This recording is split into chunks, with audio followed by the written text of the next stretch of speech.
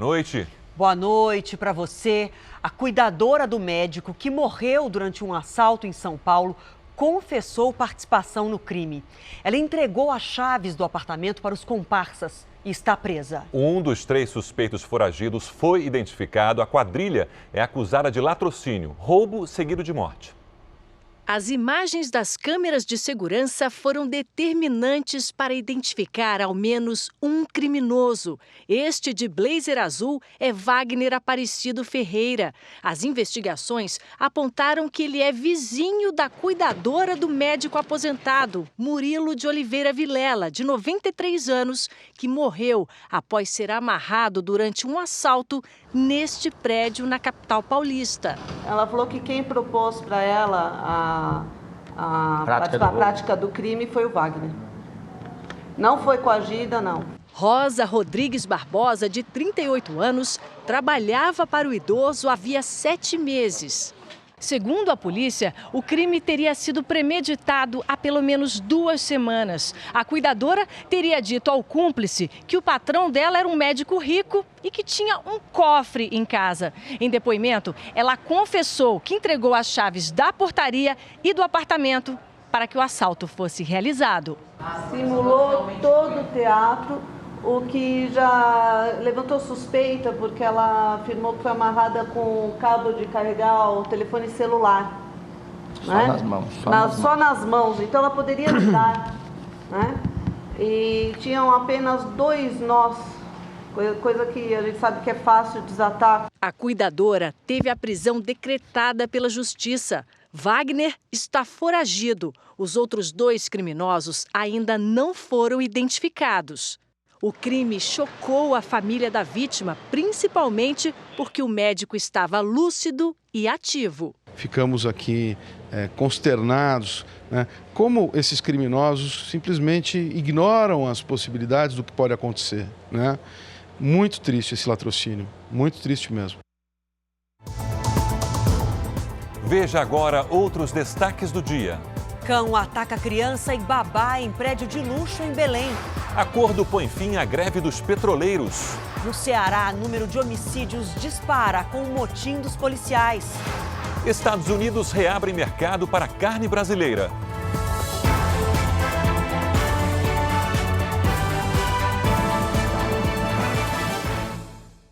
Oferecimento Bradesco. Pronto pro futuro.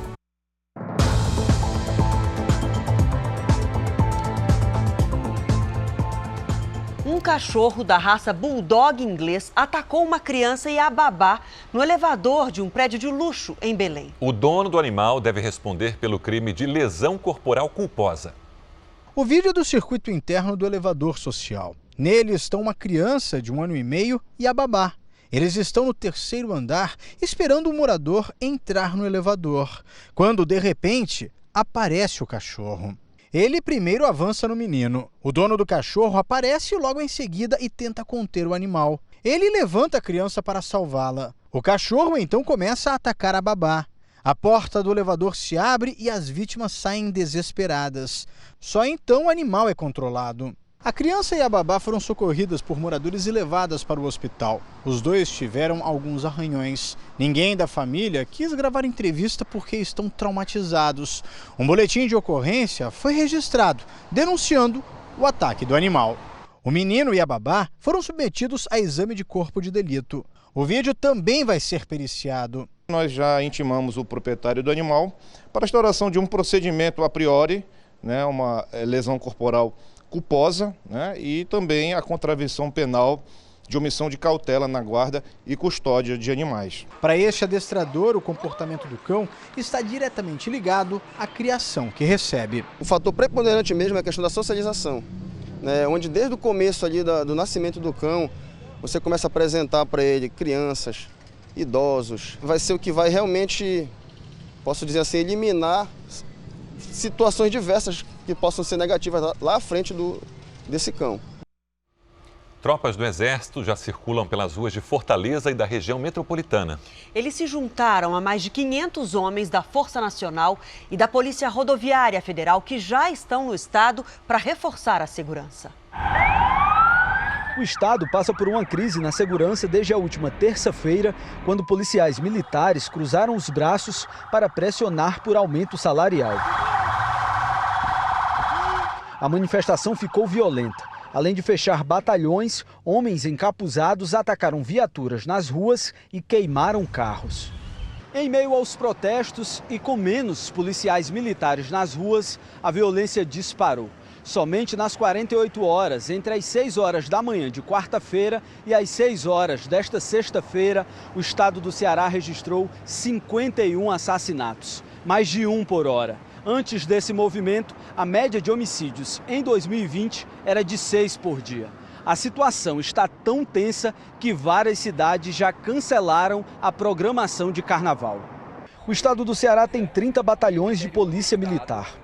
10 estão tomados pelos manifestantes. Nesta madrugada, em Sobral, a sede do Batalhão de Operações Aéreas e da companhia que faz o patrulhamento de motos foi invadida.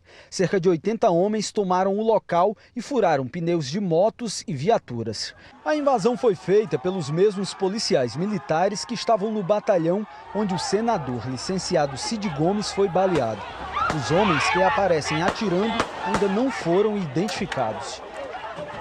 A proposta do governo para acabar com a greve é aumentar o salário do soldado em início de carreira em R$ 1.300 até 2022. Os grevistas querem que o aumento seja dado ainda neste ano e também pedem anistia para os PMs envolvidos no movimento. Todo o diálogo foi estabelecido. Agora, realmente a gente chegou no momento em que temos pessoas encapuzadas circulando na cidade, pessoas efetuando disparo contra policiais em serviço. Para quem pratica essas condutas é crime e, como tudo a gente sempre tratou no estado do Ceará, crime a gente age com todo o rigor da lei. A Justiça do Rio de Janeiro impede pela segunda vez que o corpo do miliciano Adriano da Nóbrega seja cremado. O jornalismo da Record TV teve acesso ao documento que suspendeu o procedimento. Na porta do Instituto Médico Legal, movimentação apenas dos advogados. A cremação do corpo do ex-capitão do BOPE, Adriano da Nóbrega, prevista para hoje, foi impedida pela 4ª Vara Criminal do Rio. A decisão judicial suspendeu qualquer ato destinado à cremação do corpo de Adriano. O pedido para proibir a cremação do corpo de Adriano partiu do Ministério Público do Rio. Os promotores alegaram que, como a morte do miliciano não foi provocada por causas naturais, o procedimento só poderá acontecer depois que todas as investigações e os laudos periciais forem concluídos. Adriano morreu no início do mês em uma ação do Batalhão de Operações Especiais da PM da Bahia. Foragido há mais de um ano, o ex-capitão era acusado de comandar uma das maiores milícias do estado. Ontem, o corpo dele passou por uma nova perícia no IML do Rio, a pedido da Justiça baiana. O resultado sai em 15 dias. A defesa da família de Adriano não deu detalhes sobre o sepultamento. Olha, por favor, eu não tenho autorização para falar. Câmeras de monitoramento inteligentes instaladas há 10 meses em Niterói, no Grande Rio, já reduziram em mais de 70% os roubos de veículos na cidade. O carro azul flagrado pelas câmeras foi usado em um roubo de cargas de uma empresa de cigarros. Passou a ser monitorado pelas ruas de Niterói, até a abordagem dos policiais. Os 2 ocupantes foram detidos. Um deles era procurado pela justiça. O mesmo sistema identificou um carro roubado. Mais uma vez, a perseguição da polícia aconteceu à distância. No momento oportuno, os agentes armados prenderam o suspeito e recuperaram o veículo. As ações são resultado do chamado cercamento eletrônico, desenvolvido há 10 meses pelo CISP, Centro Integrado de Segurança Pública de Niterói. Segundo o Instituto de Segurança Pública, desde que o sistema de patrulhamento eletrônico foi implementado, o índice de roubos de veículos em Niterói foi reduzido em mais de 70%. São 600 câmeras espalhadas pela cidade que funcionam 24 horas por dia. Na central, os guardas municipais ficam de olho nas imagens geradas de pontos estratégicos. Mais de 100 carros roubados foram recuperados. A tecnologia da câmera faz a leitura das placas, que identifica se o veículo foi furtado, roubado, clonado ou até usado em algum outro crime. Ela consegue fazer análise comportamental de veículo, efetuando o cerco, e a gente consegue em tempo real alertar as forças de segurança para abordar esse veículo. Vamos saber agora como é que está a saída do brasileiro para o feriadão. Começando por São Paulo, 2 milhões de veículos devem deixar a capital paulista no carnaval. A repórter Giovana Rizardo já está aqui comigo no helicóptero da Record TV e mostra como está o movimento nas principais estradas. Boa noite, Giovana. Oi, boa noite, Adriana. Boa noite para todo mundo. Olha, motorista tem que ter paciência. Para quem está indo para o interior, nós estamos sobrevoando agora a Castelo Branco no sentido do interior. Essa é a altura do pedágio de Osasco, que fica na Grande São Paulo. Agora, para o interior também já tem lentidão na rodovia dos Bandeirantes. A rodovia Anhanguera está um pouquinho mais tranquila. E pelo sistema Anchieta Imigrantes, caminho para a Baixada Santista, já passaram 130 mil veículos. O movimento de veículos também deve se estender, Adriana, durante toda a madrugada. Agora, quem deixou para viajar amanhã também deve enfrentar bastante trânsito das 7 da manhã até às 5 horas da tarde. O motorista tem que ter paciência. A gente tem imagens ao vivo, então, da rodovia Castelo Branco no sentido do interior de São Paulo. De São Paulo, Giovana Rizardo. Estradas lotadas já aqui em São Paulo. Obrigada, Giovana. E agora já vamos para o Rio de Janeiro saber como é que está a situação no Aeroporto Internacional do Galeão. É o Pedro Paulo Filho que traz as informações para a gente. Boa noite, Pedro. Boa noite, Adriana. Boa noite a todos. Aqui no Aeroporto Internacional do Galeão, a previsão é que 260 mil passageiros circulem pelos terminais de embarque e desembarque até a próxima quinta-feira. O dia de maior pico deve ser registrado hoje. Até o fim da noite desta sexta-feira, 43 mil passageiros devem cruzar os portões do Galeão. Na rodoviária Novo Rio, serão 520 mil passageiros durante esses dias de carnaval. Uma frota de 18 mil ônibus foi colocada à disposição. E o movimento de chegada à cidade também será grande pelo mar. Mais de 27 mil turistas vão desembarcar no Rio de navios. É o maior movimento de embarcações com turistas estrangeiros em um carnaval nos últimos 20 anos. Do Rio de Janeiro, Pedro Paulo Filho. Muito obrigada, Pedro. E a gente segue o nosso giro ao vivo de repórteres, agora direto para Belo Horizonte. A repórter Camila Cambraia acompanha o movimento na rodoviária. Boa noite, Camila. Muitos mineiros vão viajar de ônibus nesse carnaval? Boa noite. A expectativa é de que 330 mil pessoas passem aqui pela rodoviária da capital mineira. E o movimento já é intenso. 7.800 ônibus devem sair de Belo Horizonte para todo o Brasil durante o carnaval. Muita gente vai aproveitar a festa em cidades históricas aqui do estado, como Ouro Preto e Tiradentes, onde o carnaval de rua é tradicional. Os dias de maior movimento aqui na rodoviária são hoje, amanhã e quarta-feira, dia de volta para casa. Muito obrigada, Camila, pelas suas informações. E agora já vamos para Porto Alegre, ver como está o movimento na estrada. A saída dos gaúchos está movimentada. Boa noite, Felipe. Felipe Bueno. Boa noite. Boa noite, boa noite. A expectativa é de intenso movimento em direção às praias do litoral norte do Rio Grande do Sul e também às praias de Santa Catarina para esse carnaval. Mais de 150 mil veículos devem passar aqui pela BR-290, a Freeway, entre hoje e amanhã. Uma operação conjunta das polícias rodoviárias estadual e federal deve contar com auxílio de drones e radares móveis para a fiscalização. Guinchos e ambulâncias extras também vão dar apoio aos motoristas que tiverem problemas na estrada. A operação nas rodovias gaúchas vai até a quarta-feira de cinzas. De Porto Alegre, Felipe Bueno. Obrigada, Felipe. A Agência Nacional de Vigilância Sanitária, Anvisa, liberou o uso de terapias alternativas como células-tronco aqui no Brasil. Com a decisão, pacientes com doenças complexas e sem alternativas médicas disponíveis terão uma nova chance de tratamento. A Márcia não tinha sintomas. Foi num exame de rotina que apareceram sinais da doença, um câncer agressivo e já em estágio avançado. Quando eu descobri, já era um melanoma avançado, em estágio 4, o que dificultou bastante a minha situação. Foram quase 2 anos de tratamento, mas as técnicas disponíveis na época não eram suficientes para enfrentar a doença. O Brasil oferecia pouquíssima coisa nova. Quando eu comecei, as chances de sobrevida era de 9 meses, em média 9 meses, né? O médico recomendou que a Márcia buscasse uma alternativa. Um método com pesquisas avançadas em outros países. O tratamento dela foi em Israel. Na terapia gênica, células de defesa do próprio paciente, que não conseguem impedir a evolução da doença, são modificadas em laboratório. Ficam mais fortes, são multiplicadas e injetadas de volta. Viram um exército para combater e vencer a doença. Você cria armas ao sistema imune para combater as células do câncer, e isso então é também uma terapia gênica, terapia celular, que você está modificando as células para elas ficarem mais fortes para combater o câncer. Hoje, a Márcia está curada.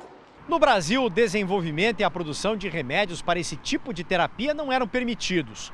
As normas definidas pela Agência Nacional de Vigilância Sanitária abrem o caminho para que o trabalho de pesquisadores aqui seja acelerado e para que o tratamento avançado se torne realidade no país. Empresas que têm processos desenvolvidos, têm tecnologias desenvolvidas, vão poder ter acesso ao Brasil com mais facilidade. Então, assim, esse esquema do paciente ir, isso não é mais necessário. As empresas vão ser atraídas por esse tipo de regulação. No início, os tratamentos devem ter um custo alto. No futuro, podem ficar mais acessíveis a um número maior de brasileiros. Então, o Brasil, na realidade, é o primeiro país da América Latina que adota essas medidas, que são medidas de uma certa forma liberais, para permitir a entrada desses novos medicamentos. A ideia também é que a gente possa desenvolver esses produtos aqui no Brasil, usar a expertise nacional para fazer esse desenvolvimento. Os brasileiros e chineses isolados na base aérea de Anápolis, em Goiás, fizeram hoje o último exame para detectar o coronavírus. E, após o resultado, poderão ser liberados já no domingo, Sérgio. E na Coreia do Sul, os casos de coronavírus quase dobraram em 24 horas. Da Ásia, a correspondente Cíntia Godoy tem os detalhes. Cíntia, bom dia. Oi, Sérgio, Adriana, boa noite a todos. Bom, depois aqui do Japão, a Coreia do Sul é o país com o maior número de casos fora da China. Já são mais de 200. A maior parte está relacionada com um surto entre integrantes de uma igreja na cidade de Daegu, a quarta maior do país. O local foi fechado. As autoridades pedem que os cidadãos fiquem em casa para impedir a disseminação do vírus. Segundo o governo, essa é uma fase de emergência para evitar uma crise econômica. Neste fim de semana, ministros das finanças do G20 estarão reunidos. E a expectativa é que eles discutam o impacto do surto de coronavírus no crescimento global. Hoje, o Líbano e Israel confirmaram as primeiras infecções. No caso de Israel, trata-se de um passageiro do cruzeiro atracado no Japão que ficou em quarentena. O governo japonês pediu que todos que estiveram no navio monitorem o estado de saúde. A doença já matou mais de 2.250 pessoas ao redor do mundo e o número de infectados já passa de 77.200. Sérgio, Adriana. Obrigado, Cíntia. Bom fim de semana. Veja agora os destaques do próximo Domingo Espetacular. Oi, Adriana. Boa noite, Sérgio. Olha, o Domingo Espetacular vai mostrar quem é a mulher que conheceu um Dom Juan pela internet e que agora quer liderar outras mulheres contra golpistas digitais. Aceita um caldinho? Que tal um chimarrão, hein? Dá para comer de tudo na praia? Descubra no Mitos e Verdades. Seguir a carreira dos pais famosos. Será que é fácil dividir o palco com alguém da própria família? É neste Domingo Espetacular, depois do Faro. Até lá. Você vai ver a seguir: Estados Unidos reabrem mercado para a carne brasileira. E ainda nessa edição, nossos repórteres mostram a rota do tráfico de gasolina na fronteira da Venezuela com a Colômbia.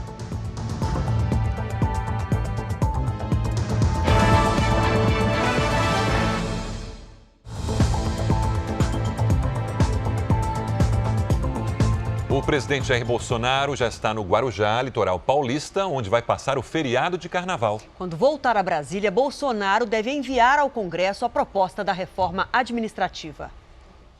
O presidente começou o dia com uma conversa com o ministro do Gabinete de Segurança Institucional, Augusto Heleno. Pouco depois, Bolsonaro surpreendeu as pessoas que estavam na entrada do palácio. Permitiu que todos entrassem para tirar fotos e conversar.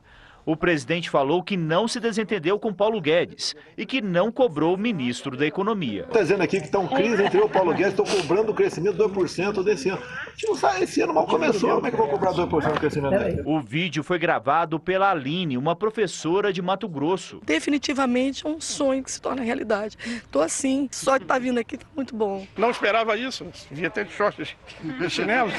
A previsão é de que o presidente fique até a próxima terça-feira no Forte dos Andradas, base do Exército no Guarujá, litoral de São Paulo. Antes de viajar, Jair Bolsonaro acertou com o ministro da Economia, Paulo Guedes, o envio para a Câmara dos Deputados da reforma administrativa depois do Carnaval.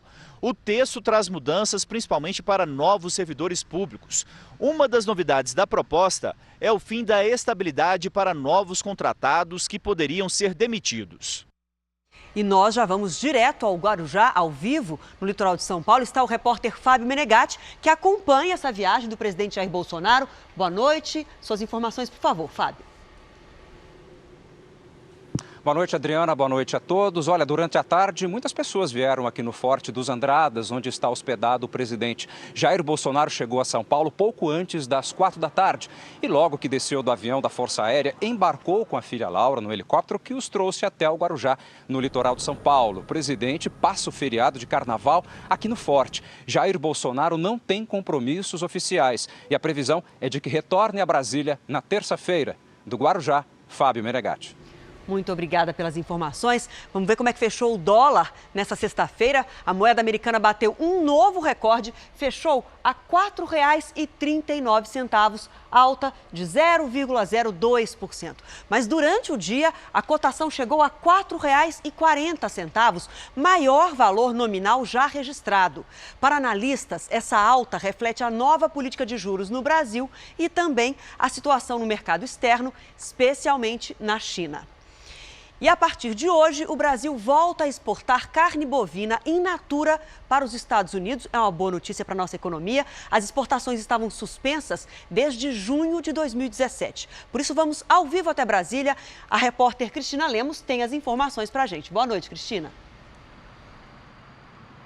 Boa noite, Adriana. Boa noite a todos. Olha, a retomada das exportações de carne bovina in natura para os Estados Unidos foi muito comemorada pelo governo, não só porque reabre as portas para esse poderosíssimo, gigante mercado americano, como também porque representa uma espécie de selo de qualidade para o produto brasileiro perante o mundo. Para se ter uma ideia, os americanos chegam a importar mais de 5 bilhões de dólares de carne bovina in natura por ano. E os frigoríficos brasileiros, as empresas brasileiras, vinham exportando para os Estados Unidos, até meados de 2017, cerca de 60 milhões de dólares. Portanto, em seguida houve a suspensão provocada por problemas na aplicação da vacina contra a febre aftosa. Agora, o Departamento de Inspeção Sanitária americana atesta que o produto brasileiro teria superado problemas sistêmicos, segundo eles, e que a exportação está novamente permitida. Segundo a ministra Tereza Cristina, a ministra da Agricultura,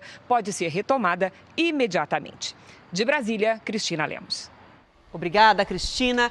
E você vai ver a seguir, deslizamentos fecham estrada que dá acesso ao litoral norte de São Paulo. E os flagrantes da ação da máfia dos combustíveis na fronteira da Venezuela com a Colômbia.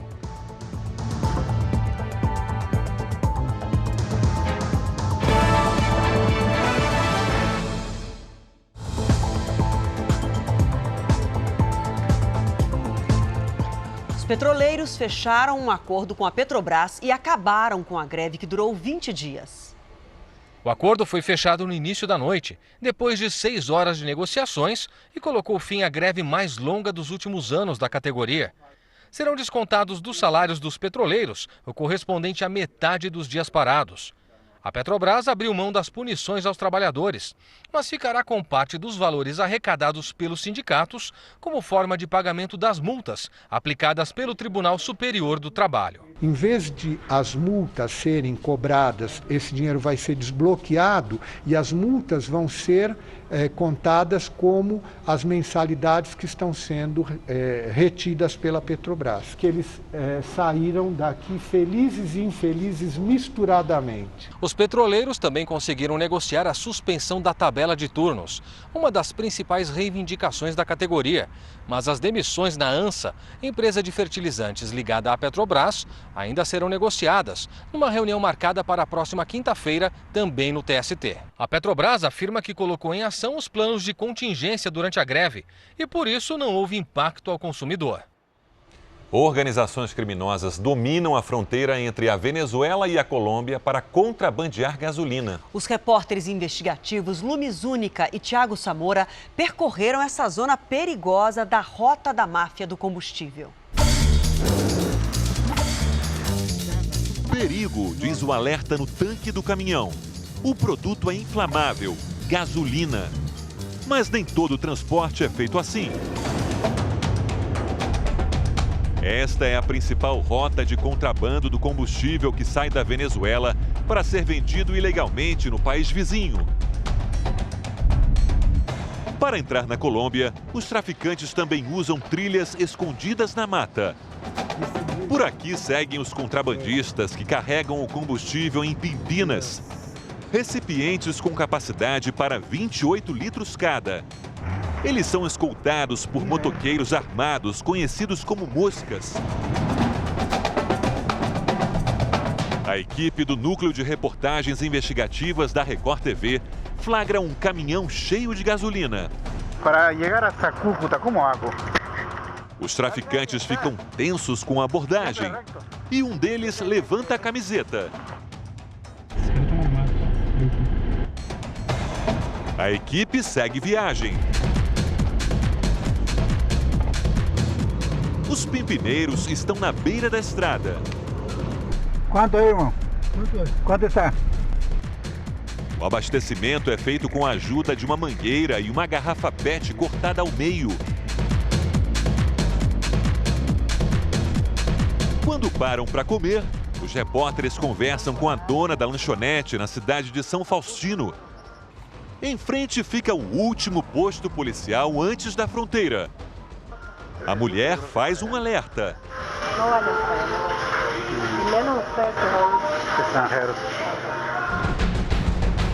Ao entrar no carro para continuar a viagem, uma abordagem policial. O recado é claro. Se vocês falarem com outras pessoas, vão saber que são estrangeiros.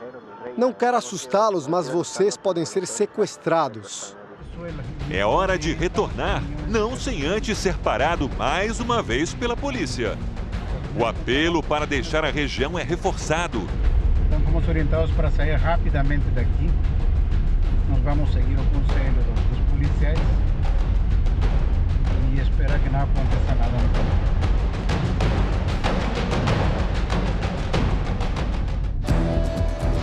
O tráfico fez a Colômbia adotar uma política de isenção fiscal para empresários do setor na região da fronteira.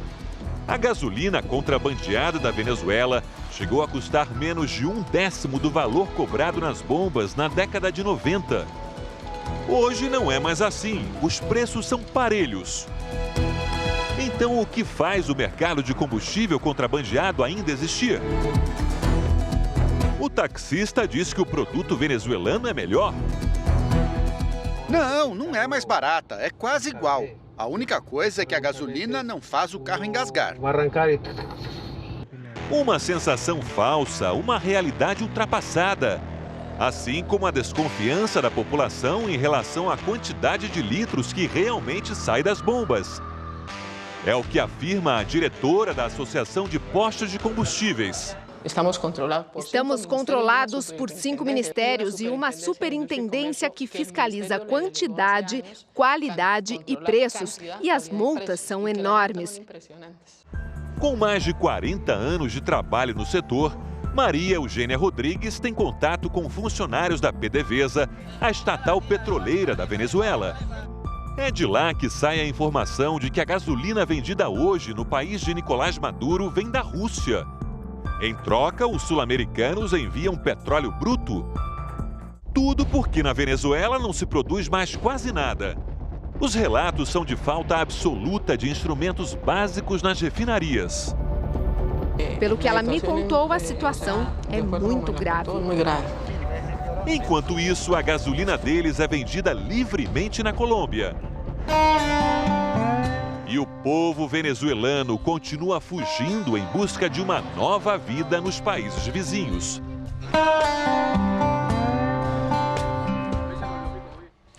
32 das 68 universidades federais do país têm uma comissão para verificar se os estudantes falaram a verdade ao se declararem negros ou indígenas para uma vaga no sistema de cotas. A ex-Miss Acre e Alina Lins Farias, de 21 anos, foi aprovada para o curso de Medicina na Universidade Federal do Estado. Ela tinha se inscrito na reserva de cotas para portadores de deficiência, mas a matrícula da modelo foi rejeitada pela comissão criada para avaliar os cotistas. Já o Gustavo está feliz com a aprovação para o curso de Química na Universidade Federal de Goiás. Aluno de escola pública, ele conseguiu a vaga pelo sistema de cotas. Foi bem difícil, estudando, trabalhando. E aí, quando vi meu nome lá, passei, fiquei muito feliz. Metade das vagas nas universidades federais é para alunos de escolas públicas, negros, pardos, indígenas e quilombolas. Na Federal de Goiás, desde 2018, o estudante aprovado pelo sistema de cotas precisa passar por uma comissão de heteroidentificação antes de finalizar a matrícula. Nós trabalhamos com o critério primeiro, que é da cor da pele do candidato, e também fazemos uma complementação com a textura de cabelo, formato de nariz e boca. No ano passado, dos 2.264 estudantes aprovados na UFG por meio das cotas, 420 não se encaixavam nos critérios e não foram matriculados, quase 19%. Na Universidade Federal de Minas Gerais, o índice de reprovação é ainda maior, cerca de 40%.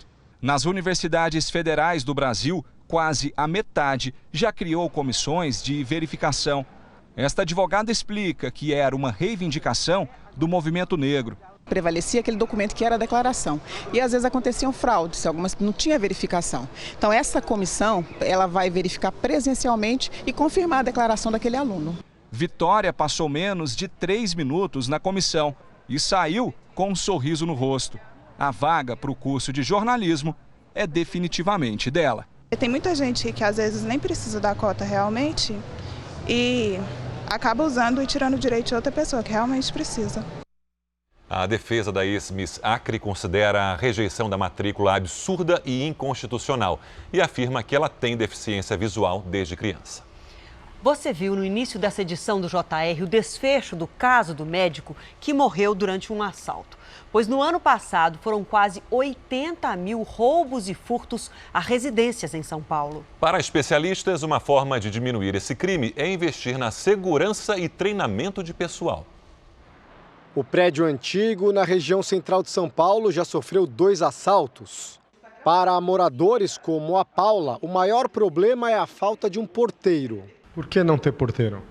Porque o custo hoje é muito alto. Os encargos trabalhistas, isso ia aumentar a cota condominial. Quando o prédio foi assaltado, bastava o visitante tocar o interfone do apartamento e lá de cima o morador já conseguia liberar a entrada. Foi assim que os criminosos aproveitaram para invadir. Agora isso mudou, a porta fica sempre trancada e os condôminos obrigatoriamente precisam descer para liberar a passagem de qualquer pessoa. Mas, segundo os especialistas em segurança, prédios como esse, sem porteiro e sem tecnologia, são muito vulneráveis.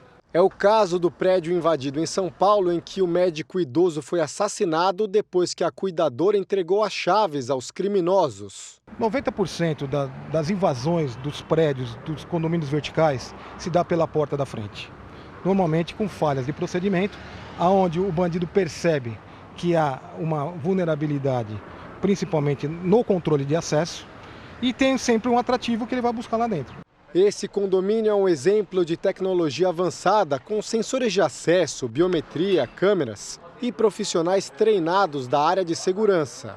Apesar do investimento, o síndico profissional admite: não há prédio totalmente seguro. É difícil você ter um condomínio 100% antifurto, né? Se você vê casos de bancos sendo invadidos por baixo, quem dirá um condomínio. Mas existem formas de reduzir esse risco. Tudo que você conseguir inibir, você diminui a probabilidade do bandido fazer o ato dele que ele está buscando. Quem escolheu o litoral norte de São Paulo para passar o carnaval enfrentou chuva e queda de barreiras na rodovia Rio Santos. Que o caminho para a praia seria difícil, como em todo feriado prolongado, isso todo mundo esperava. Mas a chuva complicou muito mais. Alguns trechos da rodovia Rio Santos, na altura de São Sebastião, litoral norte paulista, chegaram a ficar interditados por 6 horas. Houve várias quedas de barreiras e árvores na pista. Essas imagens mostram o mar de lama na estrada. Ruas próximas à praia de Juqueí ficaram alagadas. No centro, um carro foi levado pela enxurrada. Entre a madrugada e a tarde de hoje, choveu em São Sebastião 219 milímetros, mais do que era esperado para o mês inteiro. Na altura de Maresias, um enorme buraco engoliu parte da pista. Os carros tiveram que seguir no esquema Pare-Siga. Os engenheiros estiveram no local, disseram que não há perigo de ter uma interdição completa, caso não ocorram mais chuvas. E continua transitando normalmente. A previsão é de chuva nesse carnaval. Então, muito cuidado para quem vai descer a serra e passar por essa região. E não foi só em São Paulo, não. Essa sexta-feira foi de chuva no Sudeste, principalmente no litoral da região. Boa noite para você, Lidiane. Minha última chance de te perguntar. Alguma possibilidade da chuva amenizar aí nesse carnaval? Diminuir um pouquinho? Diminuir sim, parar não, viu, Adriana? Boa noite para você, para o Sérgio e para todo mundo que nos acompanha. Olha só, no sábado, a frente fria reforça a umidade entre o Rio de Janeiro e o Acre. E como não para de chover, o solo encharcado aumenta o risco de deslizamentos, principalmente nas regiões serranas do Rio de Janeiro, São Paulo e sul de Minas. Chance de alagamentos na capital fluminense. A chuva pode vir com granizo em Goiás e também no norte mineiro. A chuva forte atinge também o Ceará, o Piauí e o Maranhão, com chance de alagamentos nas capitais. Faz sol em Roraima. Nos outros estados da região norte, pancadas à tarde. Tempo firme do Rio Grande do Sul até o interior de Mato Grosso do Sul. O sábado vai começar frio e pode até gear em alguns pontos da Serra Catarinense. Em Urupema, o dia vai começar com 4 graus. Em Porto Alegre, vamos ter aquele sol que não esquenta muito, máxima de 25. Em Porto Velho, chove o dia todo e faz 26. Já em Boa Vista, calorão de 36. Tempo delivery? Vamos. E romântico hoje.